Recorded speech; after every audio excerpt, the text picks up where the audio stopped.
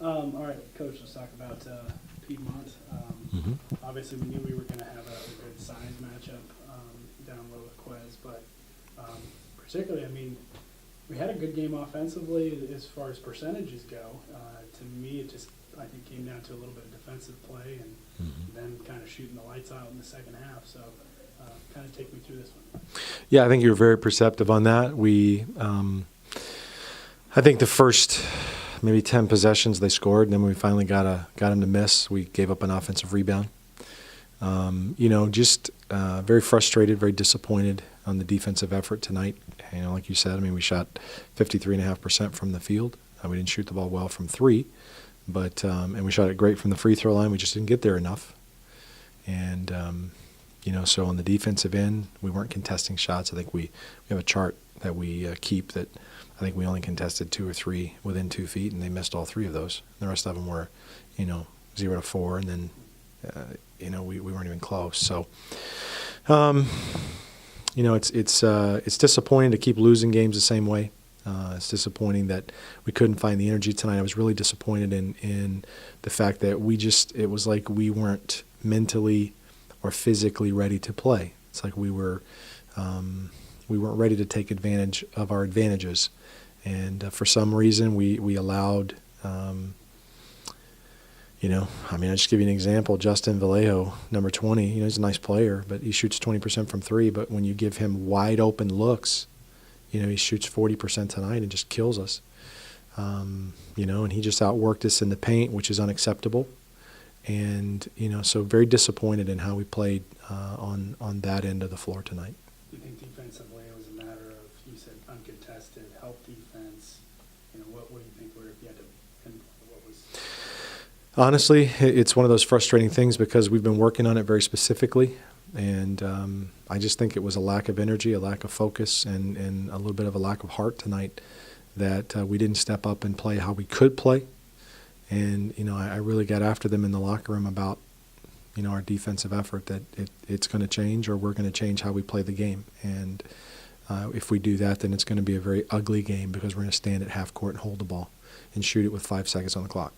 And, just because we obviously are struggling to defend, 65, 75, 80 possessions defensively, we're not getting the stops that we need. So hopefully we will get, we got a great week ahead of us with exams. And, the guys need to focus on that now. And then we go on the road and play 2 top NAIA teams.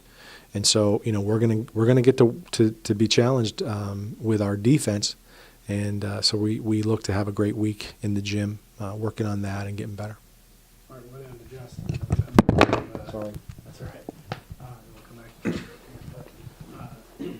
Dustin, just talk to me about what was working for us offensively. I mean, Coach said we shot 53% tonight, but we seemed to go in kind of a roller coaster of offense where we would be really clicking and then we would fall off, and then really click again and then fall off. So during those times that we were doing really good, what was working for us? I think one thing that we did well was that we rebounded. Like when I remember a couple of times I missed a couple of shots, and then Nate was right there to get it, or Quez or someone like that. And those plays were really big for us. Just driving, and then we take a lot of silly shots with like hands in our face and stuff. That was kind of the downfall. But, yeah. Defensively, what, when Coach says, got to close out, how do we do that? Like, what is what is it that was missing tonight from a player's perspective? They shot whatever percentage it was, and, a couple of their guys just went off and had basically career nights. Defensively, what weren't we not doing from the player's perspective?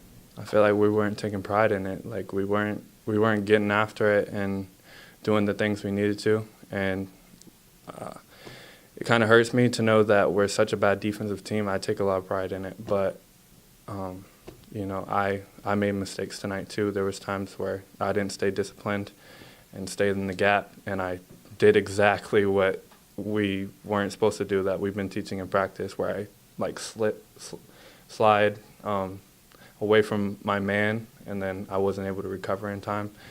Little stuff like that. And there's a bunch of little details, but it comes down to effort and then just being smart. As soon as the ball goes up, you got to know where your guys at. So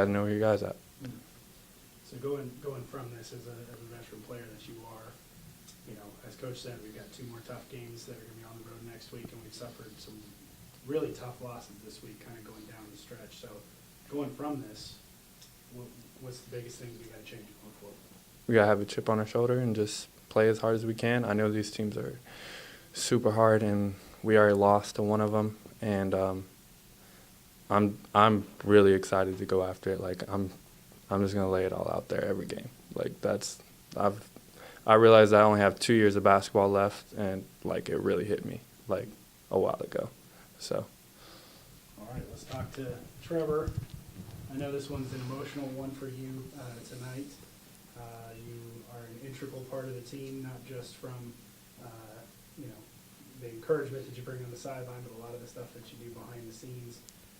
Just talk to me about some of the emotions that were going kind of through your head leading up to this game and ending it. It's kind of surreal to think that you've been here for 4 years. I just think about coming in, and I didn't even know what Coach Ring looked like. And now to be here and to know that this is it for me, it's hard because the hours, they're countless, the sleepless nights, there's a lot of them. But at the same time, I'm comforted to know that I have to walk away tonight. I'm going to spend my life with Candace, and I get to watch this team from the stands now, but this team gets to keep going. I'm proud to say that I have to end tonight, but they don't. And that makes me happy because they have time to prove that they can do something. And so it's a weird way to leave halfway through, but I'm glad that I can take the hit, and these guys get to keep going and proving themselves. As you kind of look back on your 4-year career as a manager of the team, what's one thing that you will take as a kind of lasting memory or thing that you will carry with? I think just the things that built in me. I came in wanting to be known, wanting to be popular. I want everyone to know I was on the basketball team. And I learned quickly that the job's exactly the opposite. It's if I do everything right, no one notices. That's a good job.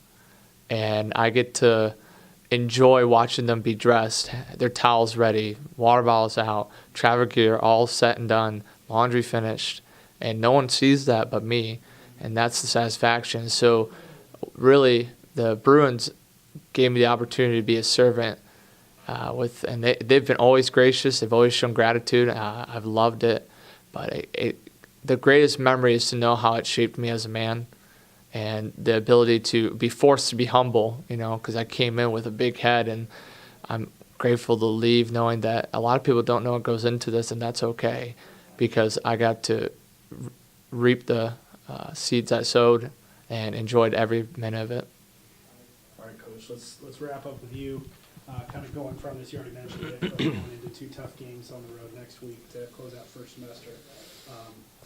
What do we take from tonight? What are we going to work hardest on coming into practice Monday? Yeah, let me just step back here and just say how much Trevor has meant to our program. The first guy that we've had for 4 years as a manager, and the job that he's done. Most of the stuff that gets done, I don't even have to worry about or think about because I know he's going to get it done. And so huge loss, huge hole to fill, but he's had an opportunity this semester to train his replacement, and so we're very thankful for that and excited for him and Candace and their future. And you need to be in the stands. We need your energy and enthusiasm, and hopefully God will bless Alex and his ministry to us and through us and with us as he has blessed Trevor. It's we're playing 2 of the top teams in the NAI. We're going on the road, playing at their places. It's a challenge, and if you play the game of basketball, you want challenges, and you want to have to step out there and play it. And I believe I got a locker room full of guys who are going to rise to the challenge. who are gonna face the fact that, guys, we got to get better defensively. There's things we can do. You know, Dustin mentioned the things we've been working on, and then, you know, not executing. You know, there's things we can do, and you know, as a coaching staff, we're committed to getting better at that part of the game, and we're committed to being as you know, tough defensively as we can be. But really, it like I challenged them in the locker room, it's not about us. It's not about the coaches. It's about the players.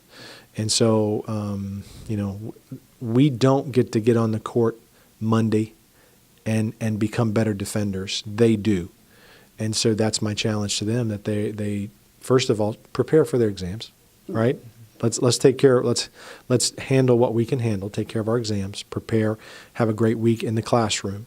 But when we get between those two lines, we need to get better. We need to have that mindset of, I'm not going to take, you know, I'm just not going to accept mediocrity on the defensive end. I'm going to work at it. I told them, I said, we may not practice one thing offensively all week. That was probably a stretch. But we do have some work to do. But I'm excited that we got a week, and then we can go be challenged by some of the best teams in the country at that level.